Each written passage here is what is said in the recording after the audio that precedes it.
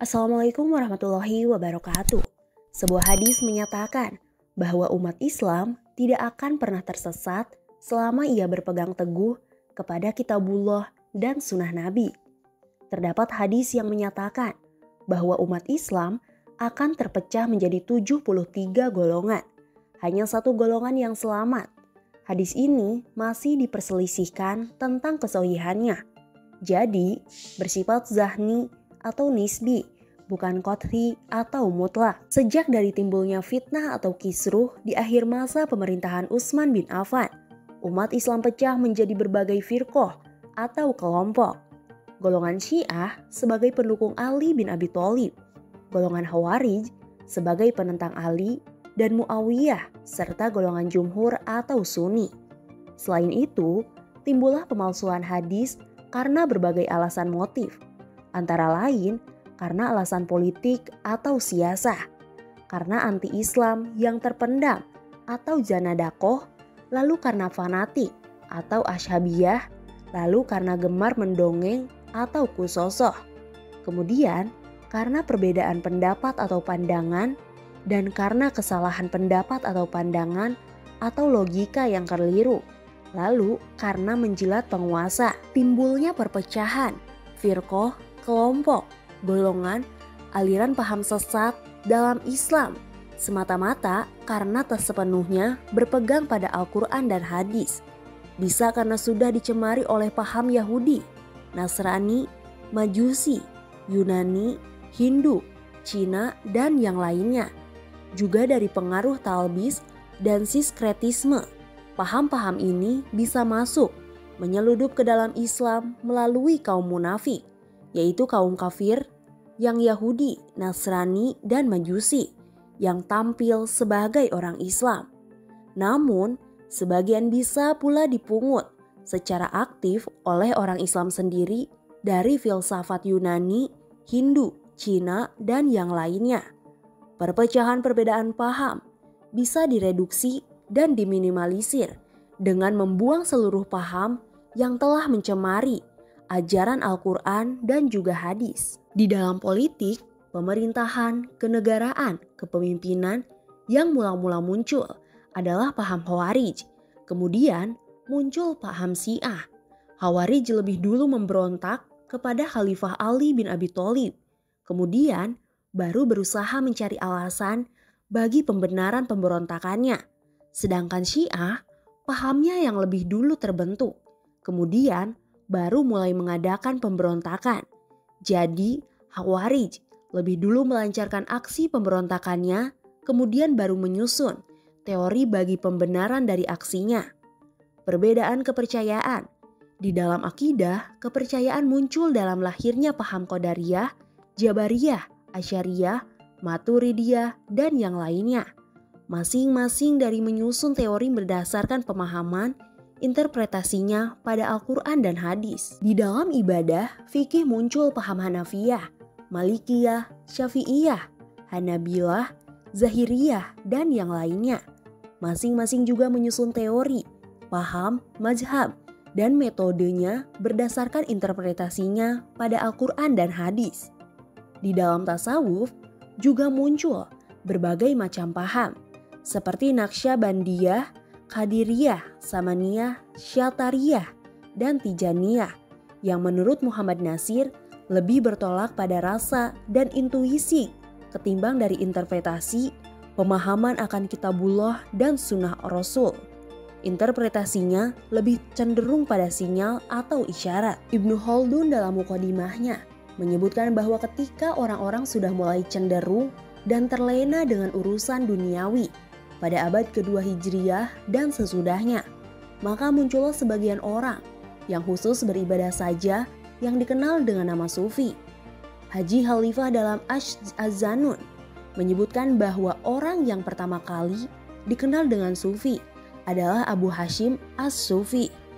Dr. Kamil Mustafa dalam kitabnya Asilah Baina At-Tasawuf wa Tashri, kaitannya antara tasawuf dan aliran Syiah, bahwa orang yang pertama kali dijuluki dengan sebutan Sufi di dalam Islam adalah Jamin bin Hayyan atau ahli filsafat dan kimia.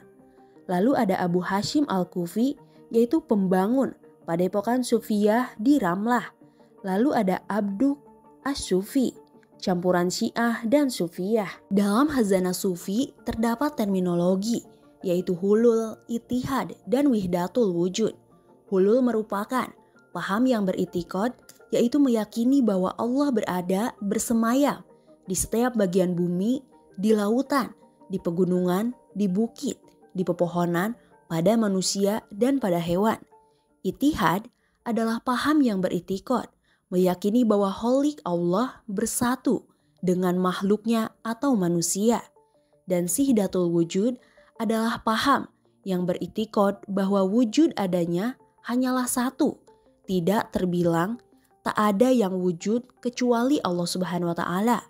Sedangkan yang mawujud atau yang diadakan boleh terbilang adanya mawujud atau alam adalah karena adanya wujud yang wajib berdiri sendiri. Pimpinan Yayasan Al-Qalam, Pasar Rumput, Jakarta Selatan, yaitu M. Amin Jamaluddin, menyebutkan bahwa intisari ajaran Ibnu Arabi atau tokoh tasawuf falsafi didasarkan atas teori atau paham wihdatul wujud yang menghasilkan teori atau paham wihdatul adiyat atau kesatuan agama sebagai hasil dari gabungan teori atau paham al-itin mengadakan al-itisol atau emanasi nyambung tasalul at-turuq.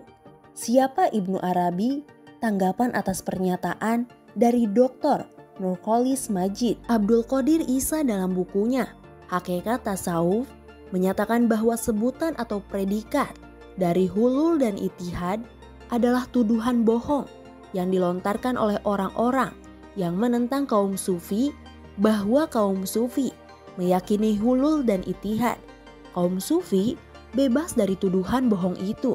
Tidak mungkin kaum sufi yang mengamalkan Islam, iman, dan ihsan akan terjerumus pada paham sesat tersebut. S.A. Al-Hamdani memandang bahwa tasawuf itu adalah campuran dari ajaran-ajaran Brahma, Buddha, falsafah Yunani, kepadrian kaum Nasrani, dan ajaran baru Plato. Karena tasawuf bukanlah dari Islam, dan Islam sendiri yaitu suci atau bersih daripadanya. Hulul, ittihad, dan wihdatul wujud tidak terdapat dalam Islam. Abdul Qadir Isa dalam bukunya yaitu Hakikat Tasawuf mengemukakan bahwa dari data historis dapat disimpulkan bahwa tasawuf bukanlah sesuatu yang baru dalam Islam. Dasar dari ajaran tasawuf diserap dari sejarah dan peri kehidupan Rasulullah dan para sahabatnya, mengacu pada hadis yang menjelaskan rukun iman, rukun Islam, dan rukun ihsan. Abu A'la Al-Maududi menyebutkan bahwa ia adalah penantang dari tasawuf yang selalu digembar-gemborkan oleh mereka yang hatinya berselubung pada tasawuf, yang menampakkan salah satu cermin atau magam ihsan, pemakaian simbol atau lambang dari tasawuf, dan istilah terminologi, pemilihan ungkapan bahasa, dan uslubnya, serta penetapan metode thariqat sufi perlu untuk dihindari. Mazhab Sufiyah dan mazhab Syiah dipandang sebagai saudara sepupu yang berasal atau muncul dari sumber yang sama dan yang saling berdekatan dan memiliki tujuan yang mirip ataupun sama. Dua kelompok ini bersekutu, mirip dalam akidah secara umum dan juga mirip dalam syariat yang diterapkan. Syahrastani pada tahun 479 hingga 584 Hijriah mengarang Al-Milal wan Nihal yang menerangkan berbagai paham agama dan aliran-aliran kepercayaan sampai masa hidupnya. Syahrastani menyebutkan 4 golongan besar yaitu Qadariyah, Sifatiyah, Khawarij, dan Syiah. Berdasarkan dalil zahni, bukan dalil qat'i. Ibnu Jauzi wafat pada tahun 597 Hijriah, melihat ada 6 golongan pokok yang masing-masing terpecah menjadi 12 golongan, sehingga seluruhnya berjumlah 72 golongan. Keenam golongan pokok itu ialah Haruriyah, Qadariyah, Jahmiyah, Murjiyah, Rafidoh, dan Jabariyah. Muhammad Ahmad Abu Zahroh dalam bukunya Al-Mazahib Al-Islamiyah, Mazhab-Mazhab dalam Islam, membicarakan aliran-aliran politik dan aliran-aliran kepercayaan dalam Islam, antara lain Syiah, Khawarij, Murji'ah, Mu'tazilah, Asy'ariyah, Maturidiyah, Salafiyah, Bahaiyah, dan Qadianiyah. Dalam Sahih Bukhari pada kitab Al-Fitan terdapat hadis-hadis tentang tanda-tanda hari kiamat dan sifat-sifat Dajjal. Dalam Sahih Bukhari pada kitab Al-Iman terdapat hadis tentang testing, pengujian untuk membedakan antara nabi dan yang bukan, menurut versi dari Heraklius atau Hercules. MUI Pusat merinci 10 kriteria untuk membedakan paham aliran yang sesat dan yang bukan sesat. Aliran sesat dan klaim rujukan. Di Indonesia, kini marak munculnya paham aliran baru. Masing-masing menyusun teori berdasarkan interpretasinya terhadap Al-Quran untuk pembenaran pahamnya.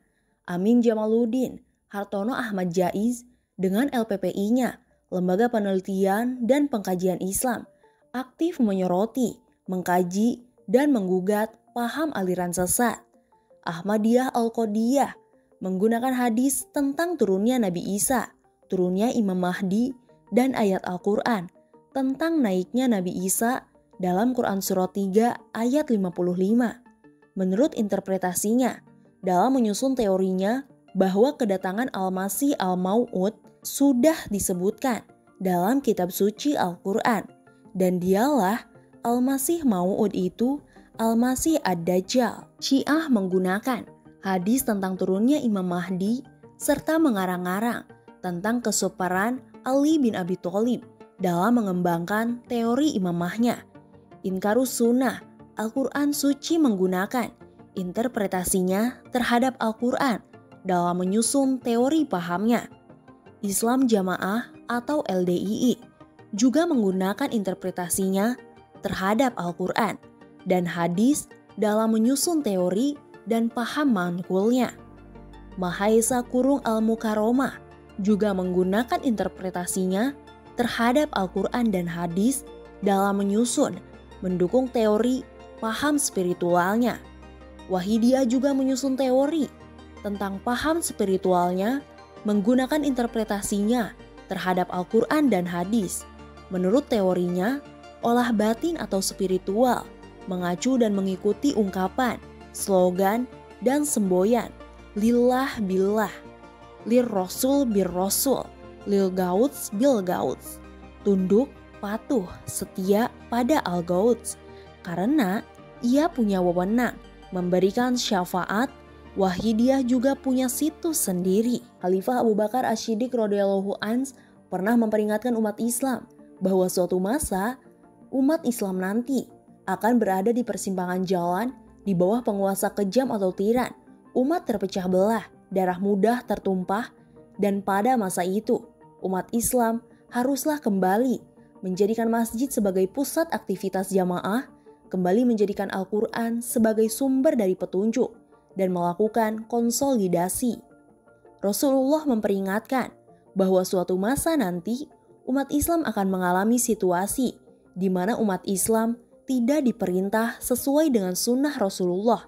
Pada masa itu, umat Islam haruslah kembali berada dalam jamaah kaum muslimin beserta dengan pimpinannya.